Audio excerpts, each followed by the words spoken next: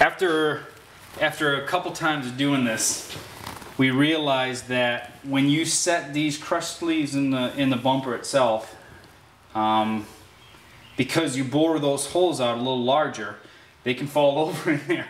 And then you're talking about fishing this thing, and this thing's floating around in that bumper. So what we did is Chad grabbed a couple of long Allen wrenches and just temporarily kept them down into the sleeve, through the washer, through the frame, through the sleeve, just to keep them from tipping over.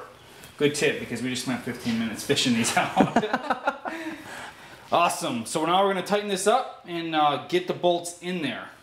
Right. Using the supplied hardware was the bolt and the washer.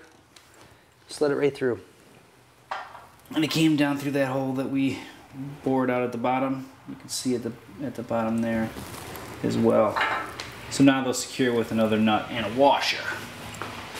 Now, we believe that these are nylon or some type of there's some type of super hard plastic bushings, but these are the bushings that go into the A-arm. We ended up getting the one side in, and this is the best way we came up with doing it without having a machine shop or press. But it's difficult because I think it's the combination of the powder coat. It's a crazy tight fit. It is, but so, you saw that we softened up the angle, or the edge rather. It took the Dremel and that helps a lot. So here we go. It's going to get loud, and that's what we're going to start doing. You get that? Yep. So we've got one side. You got that? Yep. I'll hold this down. We're going to bash that in with the hammer. Yeah, I get it from here. Now this is for the top side, we slammed it in more or less. For the back side here, or for the other side of this bushing, we came up with this, and I wouldn't say ingenious, but homemade press. But it's pretty cool. Basically a chamois to protect the bushing from not getting all marred, because it is some sort of plastic. And then a speed square, because it's got that nice flat edge on it, kind of sat up. Had a nice flat edge to press against this bushing, and just a C-clamp, and just turn it on home. Yep. That's all that it was, and it actually worked out pretty well. These are tough to get in. Yeah, very tight. You hear that kind of steel just kind of burn. Yeah, what this is this is the hinge side, and I had to take just a little bit off with the Dremel tool, just on each end of this sleeve here. It wouldn't quite fit between there, but instead of grinding off compromising the powder coating, we ended up going ahead and just grinding the sleeve itself. Fits in just nicely there, and that's the next step. The bushing that you just saw that we had in the bumper itself is now making its way into the bumper, or the A-frame here, the swing out, and we've had to use the hammer, pound it in. We went ahead and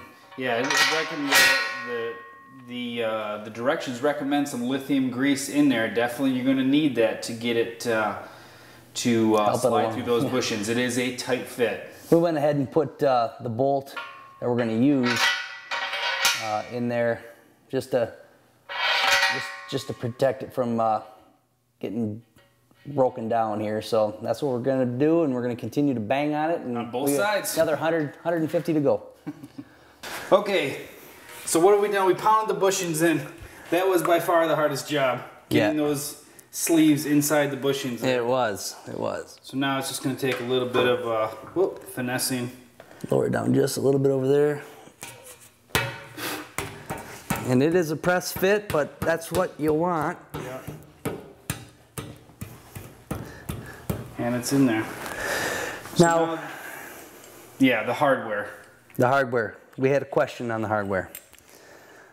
The last bolt we've got obviously is going to be for this with a washer, but there was a question on the nylon insert nut, and there was two of those left, which the nuts are too tall. There's not enough thread left to actually engage with the nylon portion of this nut, so which makes it really just a normal nut. But there was only a single crimp nut, and this crimp nut is just exactly what it's called, is a crimp nut. It's not quite round, and it's like a lock nut. So that's what we ended up thinking, that's going to be the best one to go with. So that's what we'll do, is we'll slide it through there, and with the washer and the crimp nut, and we should have this thing. It's about done. It's getting close. All right, now that it's mounted, what we're up to is the tire mount assembly, and what we came up with whatever hardware we had left was this bolt. We went with a lock washer with one large washer on top of it, and as you see here, this is where we ended up with as we put it through. What we're having a problem with, though, is some of the powder coating is interfering with the bolt. So we're going to gently take the Dremel tool and clean that out, and we should have this one looking just like this. Well, after we cleaned out the little bit of extra powder coating here, we ended up figuring we'll go the other way, and because I couldn't get it started this way, so we'll just go ahead and go this direction. It's the same thread either way, and clean that out. Well, we actually mounted the tire onto the tire mount, and what we've discovered is that I happen to be running this stock OEM rather rim on a 12.5 wide tire, and if anybody out there is doing the same thing, they would know that on the vehicle itself you're required to run some spacers, and right now I have some 1.5 wide spacers. Spider Tracks is the company, and having no problems with those. However, it appears that that's what they've been judging this particular mount with. An offset issue on a custom wheel is normally different than a stock wheel. So that's what we've come up with on this. If you're running a stock wheel with spacers on your vehicle, you're going to need that 5th spacer in order for it to mount on, because we can't get it to mount at all. Just got it hung with one bolt. So that is our only problem with that. Well, we went ahead and just picked ourselves up a brand spanking new high lift, only really because there's a direct application on this particular bumper for it. So we wanted to see how it would hang on there, and we'll try and do it now.